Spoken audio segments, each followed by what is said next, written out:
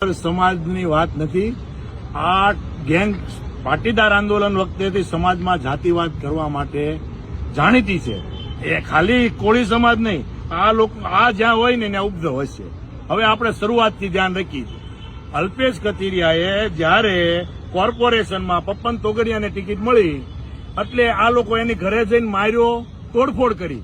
તો કોંગ્રેસ એના બાપાની જાગીર હતી, તો ત્યાં હું કામ તોડફોડ કરી? તો આમાં અસામાજિક તત્વ કોણ છે? લોકશાહીને કોણ નથી માનતું? હાલો એ વાત જવા દો. પછીની ઘટના, હમણાં તાજી ઘટના છે સુદામા કા રાજા.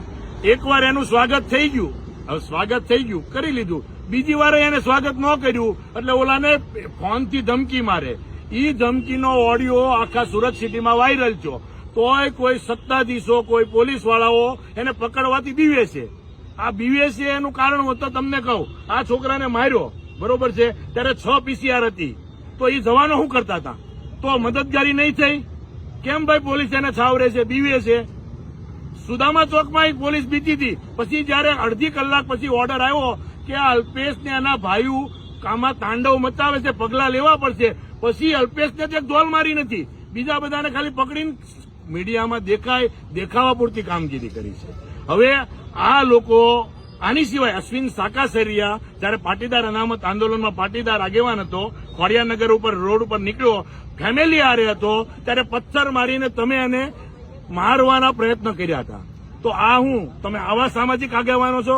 પટેલ સમાજને તમે બદનામ કરો છો, પટેલ સમાજના નામે તમે ધબ્બો છો, અને પટેલ સમાજમાં એક તેજાબ ગણીને આને તડીપાર કરવા જોઈએ. અને હું દરેક પટેલ સમાજના આગેવાને કહું છું, શું આપણે આવું સહન કર્યા કરવાનું તો આવા લુખાઓનું? અને પાછો એમ કે લુખાઓ પેદા કરવા પડશે. જેલ યુનિવર્સિટી છે તો તારા છોકરાને જેલમાં ભણાય ને ભાઈ. તું આવા નિવેદનો આપશો અને તું આ ઈ જતો ને હમ લડેંગે, સરદાર લડેંગે ચોરો ગોરો છે, હમ લડેંગે ચોરો છે. હવે તું પાછો બે આવી ગયો છો ભાજપમાં અમારી હારે. એટલે તારા સેટિંગ કરી લેવાના. લોકો કેસ ભરતા થઈ ગયા, 14 શહીદ થઈ ગયા. આ તારો અને તારી ટોળકીનો ધાર્મિક માલવ્યા સહિતનો ધંધો છે અને કરતા આવેલા છો. સમાજને કોઈ પણ જાગૃત વ્યક્તિને કહું છું, આની હારે સમાજને લેવા દેવા નથી. છોકરાને માર્યો છે, આખા સુરતે જોયું છે વિડીયોમાં. અને પાછું બોલો છોકરો કહે છે મારો ભાઈ વકીલ છે, જોજો એની દાદાગીરી. તો એમ કહે છે જજ હોય તો શું છે? એટલે જજને ખુલ્લી ચેલેન્જ આપે છે, પોલીસને ખુલ્લી ચેલેન્જ આપે છે. તો આનું સમાજ, પોલીસ તંત્ર, જજો આ બધા સહન કેમ કરે છે?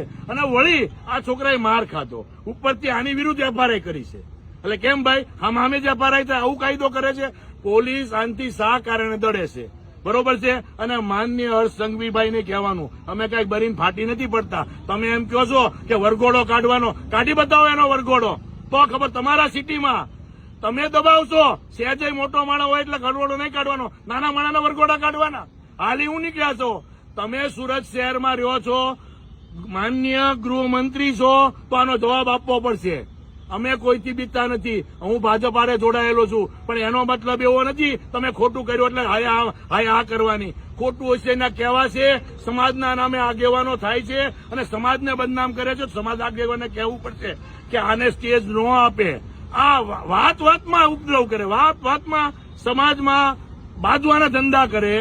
હવે ગોંડલમાં ગયો, ગોંડલમાં આના બાપાને હું ડાટ્યું હતું, ગોંડલમાં આના બાપાને હું લેવા દેવા હતું. એ કે છઠ્ઠીનું ધાવણનું યાદ કીધું. તો હું કઉ છું તે એવું કીધું તું આંદોલન વખતે કે અમે કોઈ ચૂંટણી નહીં લડવી, તો ત્યાં તારું છઠ્ઠીનું ધાવણ ન યાદ આવ્યું? 150 ટિકિટ ભાજપની આવે તો હું રાજનીતિ મૂકી દઈ, આવું તે કીધું તું. ત્યારે તને છઠ્ઠીનું ધાવણ યાદ ન આવ્યું? માળા કોકને લોકોને કેસ કબાડા કરાવી, નાના માણસોને ખોટના ચક્કર ચડાવો, મારો અને ઉપરથી દાદાગીરી કરો અને વાળા સમાજના નામે જોડી દો. પટેલ સમાજ તમારી હારે ક્યારેય નહોતો નહીં હોય. એટલે સમાજ હારે જોડવાના પ્રયત્ન બંધ કરજો. આ છોકરો નિર્દોષ છે, એક પણ એફઆરઆઈ એની ઉપર આજ સુધીની નથી. અને તમારી ઉપર કેટલી છે? ધાર્મિક કાળિયા ઉપર કેટલી છે? તમે તપાસ કરો, તમારી ગિરિબાનમાં જાકો. હાલી હું નીકળ્યા છો હાથ થું.